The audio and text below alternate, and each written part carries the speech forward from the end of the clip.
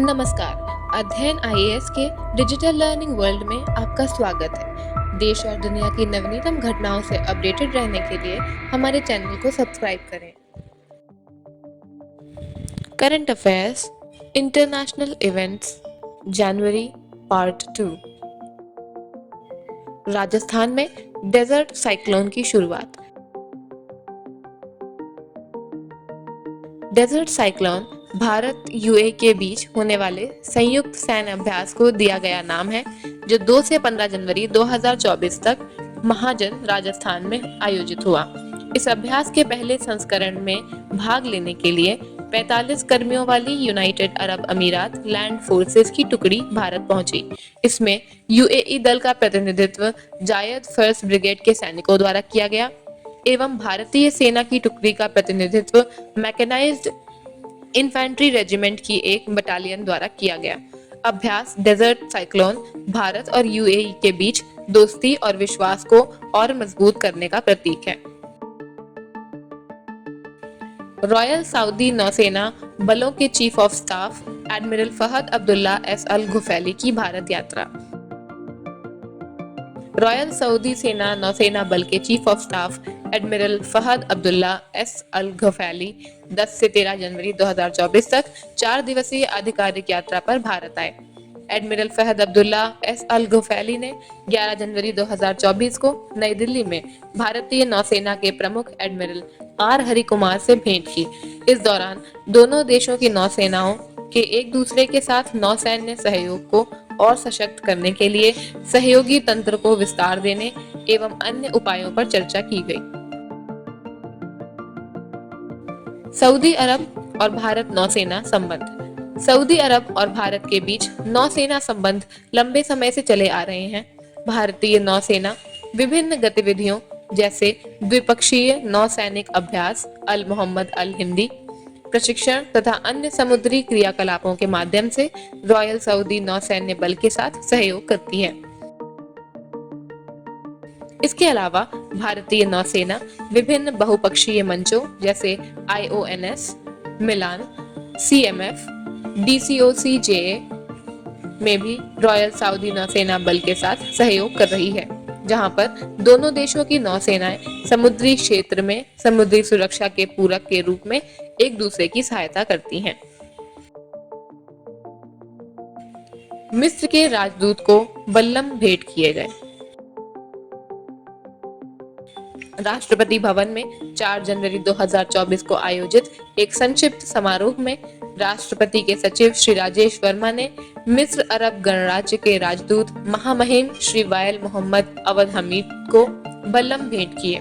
बल्लम राष्ट्रपति के अंगरक्षकों PBG के भाले को कहा जाता है। पूर्व में मिस्र सरकार ने PBG के भाले के लिए अनुरोध किया था, जो आमतौर पर उनके देश में भी उपयोग किए जाते हैं।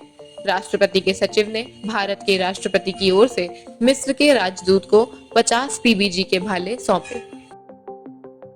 सूचना प्रौद्योगिकी के क्षेत्र में सहयोग के लिए भारत और ओमान के बीच MOU। सूचना प्रौद्योगिकी के क्षेत्र में आपसी सहयोग पर भारत गणराज्य के इलेक्ट्रॉनिक्स एवं सूचना प्रौद्योगिकी मंत्रालय और ओमान की सल्तनत के परिवहन संचार एवं सूचना प्रौद्योगिकी मंत्रालय के बीच 15 दिसंबर 2024 को एक सहमति पत्र पर हस्ताक्षर हुए। इस मेमोरेंडम ऑफ अंडरस्टैंडिंग का उद्देश्य सूचना प्रौद्योगिकी के क्षेत्र में आपसी सहयोग, प्रौद्योगिकियों एवं सूचनाओं को साझा करने और निवेश के माध्यम से संबंधित पक्षों के बीच व्यापक सहयोग को बढ़ावा देना है। यह सहमति पत्र संबंधित पक्षों द्वारा हस्ताक्षर करने की तारीख से प्रभावी होगा और 3 साल की अवधि तक लागू रहेगा। केंद्रीय मंत्रिमंडल ने चिकित्सा उत्पाद विनियमन के क्षेत्र में सहयोग पर भारत और नीदरलैंड के बीच आशय ज्ञापन को मंजूरी दी। यह MOI केंद्रीय औषधि मानक नियंत्रण संगठन CDSCO, स्वास्थ्य और परिवार कल्याण मंत्रालय, भारत सरकार और मानव विषयों से जुड़े अनुसंधान के बारे में चिकित्सा मूल्यांकन बोर्ड, स्वास्थ्य और युवा देखभाल निरीक्षणालय, केंद्रीय समिति की ओर से कल्याण खेल मंत्रालय नीदरलैंड के बीच चिकित्सा उत्पादों के रेगुलेशन के क्षेत्र में सहयोग पर हस्ताक्षरित हुआ था। 18 जनवरी 2024 को केंद्रीय मंत्रिमंडल को इस आशय पत्र के बारे में अवगत कराया गया, जिस पर 7 नवंबर को हस्ताक्षर हुए थे। यह विनियामक प्रथाओं में समावेश से भारत से दवाओं के निर्यात को बढ़ाने में मदद कर सकता है, जिससे परिणाम स्वरूप फार्मास्यूटिकल क्षेत्र में शिक्षित पेशेवरों के लिए बेहतर रोजगार के अवसरों के सृजन में सहायता प्रदान कर सकता है।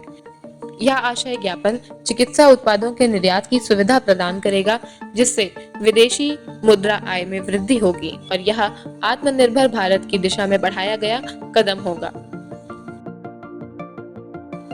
अमेरिका में राष्ट्रपति चुनाव से पहले रिपब्लिकन और डेमोक्रेटिक पार्टी में चल रहे उम्मीदवारी के लिए इलेक्शंस के दौरान 24 जनवरी को न्यू हैम्पशायर राज्य के चुनावों में रिपब्लिकन पार्टी से पूर्व राष्ट्रपति डोनाल्ड ट्रंप ने जीत दर्ज की है।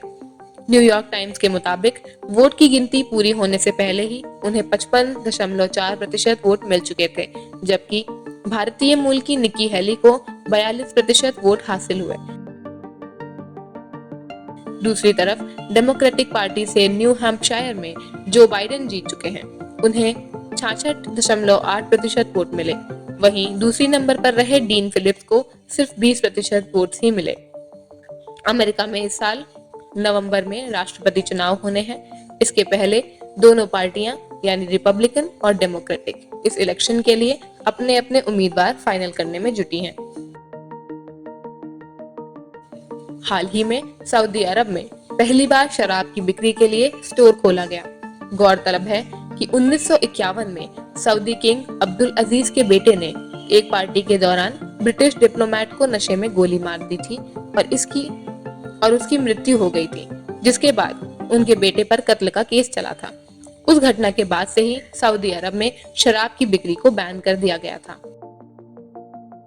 वर्तमान में सऊदी अरब के प्रधानमंत्री और क्राउन प्रिंस मोहम्मद बिन सलमान ने इस स्टोर को खोलने की मंजूरी इसलिए दी क्योंकि वे सऊदी अरब को 2030 तक बिजनेस और टूरिज्म का हब बनाना चाहते हैं और इस मामले में उनका मुकाबला पड़ोसी इस्लामिक देश यूएई से है।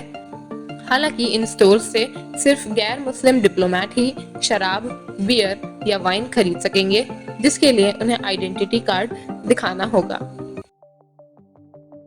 एक झलक मुख्य खबरों पर। जापान का SLIM स्लिम लैंडर चांद की सतह पर पहली सॉफ्ट मून लैंडिंग में सफल हुआ, जिसके बाद जापान चांद पर उतरने वाला 5वां देश बन गया। कनाडा के ओंटारियो में ओकविल और ब्रैम्पटन शहरों ने अयोध्या राम मंदिर प्राण प्रतिष्ठा आयोजन के सांस्कृतिक और धार्मिक महत्व को सम्मान देते हुए 22 जनवरी 2024 को अयोध्या राम मंदिर दिवस घोषित किया। मार्टिन लूथर किंग जूनियर के सबसे छोटे बेटे डेक्स्टर स्कॉट किंग का लंबे समय से प्रोस्टेट कैंसर से जूझने के बाद 62 साल की उम्र में निधन हो गया। अमेरिका में अबॉर्शन को लेकर जारी बहस के बीच बाइडेन प्रशासन ने अमेरिकी सुप्रीम कोर्ट से गर्भपात की गोलियों पर प्रतिबंध हटाने का आग्रह किया। बाइडेन सरकार ने अबॉर्शन पिल्स पर लगाई गई रोक का विरोध जताया और कहा कि अगर अबॉर्शन की दवा पर रोक लगाई जाती है या इसकी उपलब्धता सीमित की जाती है तो इससे महिलाओं को गंभीर नुकसान भुगतना पड़ेगा।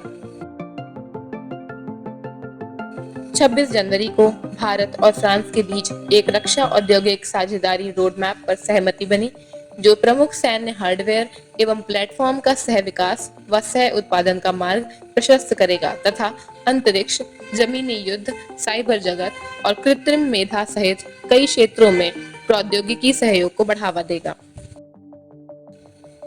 बहुवैकल्पिक प्रश्नोत्तर।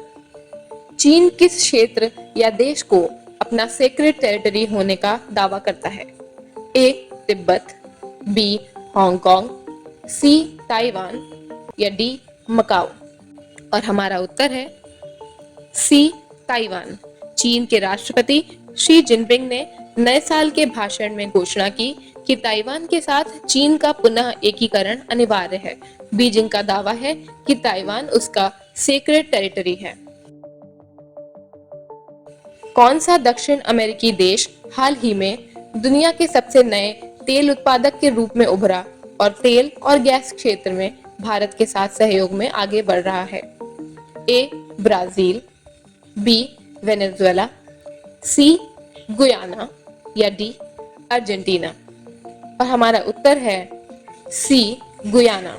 दक्षिण अमेरिका का एक देश गुयाना, जो हाल ही में तेल और गैस क्षेत्र के कारण चर्चा में रहा है, दुनिया का सबसे नया तेल उत्पादक बन गया है।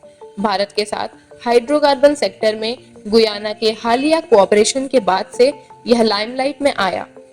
पर्याप्त ऑयल रिजर्व्स की डिस्कवरी और उसके बाद उत्पादन में वृद्धि ने गुयाना को वैश्विक ऊर्जा चर्चाओं में सबसे आगे रखा है।